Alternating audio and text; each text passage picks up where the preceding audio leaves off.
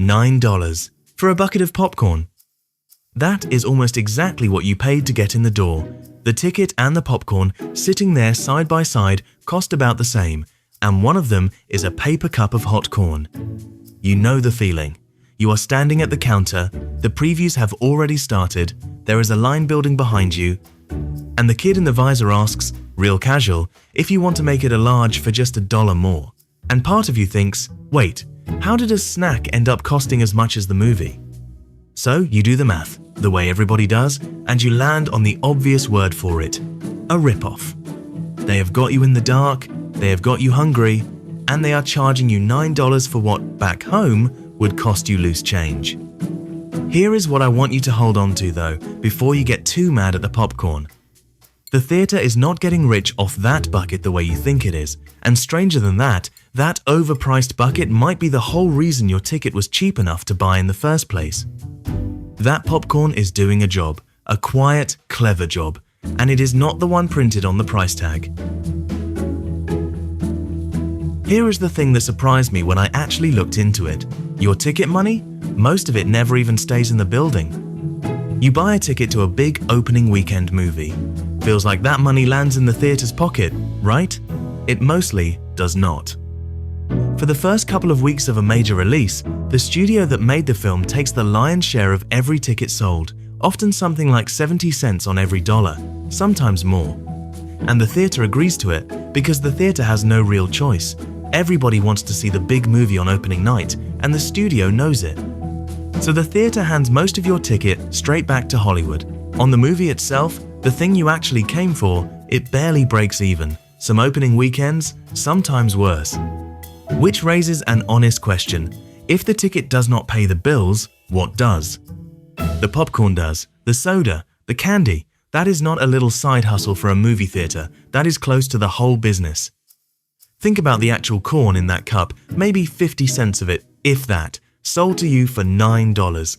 That is one of the fattest markups anywhere in retail, and it is not a mistake.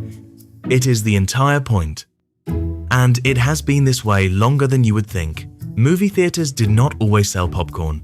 Early on, plenty of them flat out banned it. Too messy, too noisy, beneath the fancy carpets and the chandeliers. Popcorn was street food, sold off carts on the sidewalk out front. Then the Great Depression hit. Money got tight, and a warm bag of popcorn was one of the few little luxuries almost anybody could still afford. The vendors out on the sidewalk were quietly cleaning up. And the theatre owners, watching people file in already clutching a snack they had bought from somebody else, slowly did the math and moved the popcorn cart indoors. The theatres that leaned into the concession stand were, more often than not, the ones that made it through, so popcorn was not some little bonus the theatre threw in. From the very beginning, it was the thing quietly keeping the lights on. So fast forward to today, and the whole operation is built around that stand. Once the popcorn is quietly paying the rent, the theatre gets a strange kind of freedom. It can keep the ticket cheap enough that almost anybody can decide, on a Tuesday night, sure, let's go see something, fill the seats, get everyone through the door. And then it lets the counter do the rest. Because think about who reaches for the big bucket. It is the person who came to make a night of it. The popcorn, the giant soda, maybe the fancy reclining seat. They are happy to spend, and they will. The person who just wants to sit in the dark and watch the film walks straight past the counter and buys nothing at all. And notice what the theatre just pulled off. It never had to guess which of you is which. No ID at the door, no reading your mind. It just set out one tempting, overpriced bucket and let each of you answer that on your own.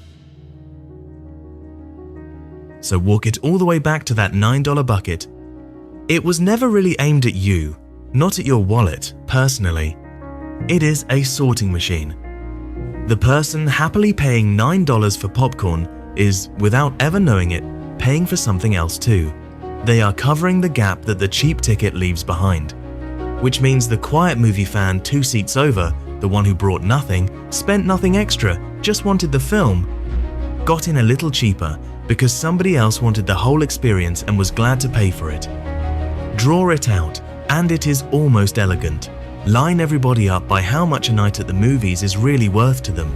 The die-hard fan on one end, the take-it-or-leave-it crowd on the other. Set the ticket low, and everyone comes. The whole line walks in. Then let the add-ons do the quiet work. The popcorn, the big soda, the upgrade to the good seat, they collect a little extra from the people who were always going to spend more anyway, and who honestly do not mind. What one hand gives up on the cheap ticket, the other hand gathers right back at the counter. Economists actually have a name for this, two names really. The big one is price discrimination, which sounds a lot more sinister than it is. It does not mean anybody is being treated unfairly. It just means charging different people different amounts for basically the same night out, based on how much each of them is willing to pay. And the specific move the theatre pulls, cheap to get in, pricey once you are inside, has its own name too. A two-part tariff, one low price for the door, one high price for everything after it. And here is the part that catches people off guard. In this whole story, nobody is really getting fleeced. The big spender got the full night out they came for. The casual viewer got in cheap and left happy. The theatre kept its doors open for one more week. Everybody, in their own way, walked out with a version of the deal they were actually looking for. So think about what that popcorn price really is. The corn itself is nothing, pennies. What the theatre is actually putting a price on is a question: how much is tonight worth to you? And it just lets you answer in popcorn.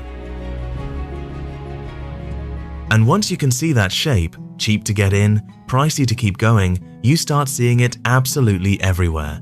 Because the movie theatre did not invent this. It is one of the oldest moves in business, and some version of it is almost certainly sitting in your house right now. Look at your printer. The machine itself was almost a gift. $30, $40, practically nothing. You could be forgiven for thinking they were giving it away. And then, the ink. Drop for drop, printer ink is one of the most expensive liquids you will ever buy. That is not a slip-up in the pricing. That is the whole plan. The printer is just the doorway. The cartridges are where the money actually lives.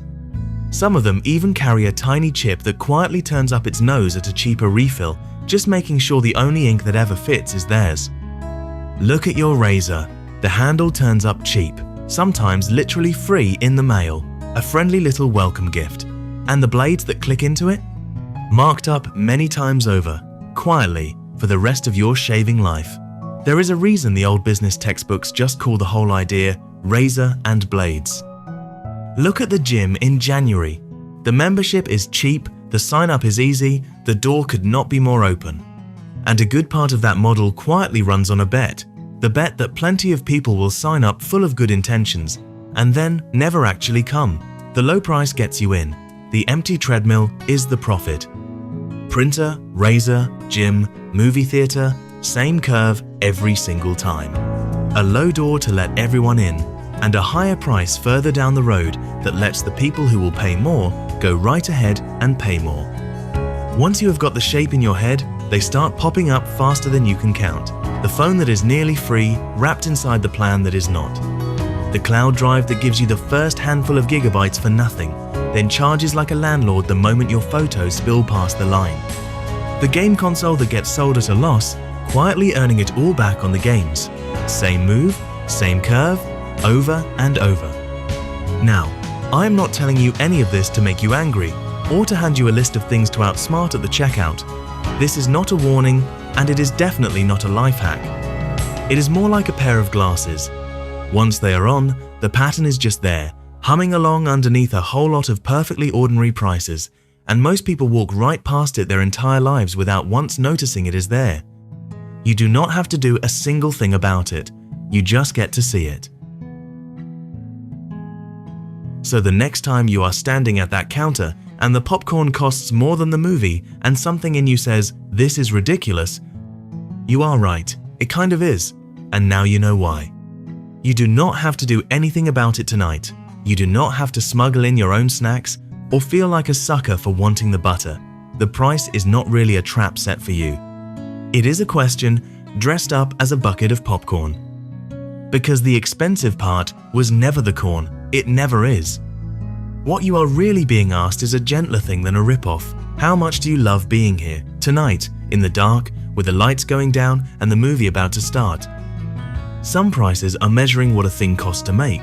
And some prices are just quietly measuring how much you want it. That is the whole trick worth carrying out of here with you, not to beat it, just to see it. To know, standing at that counter, which kind of price you are really looking at.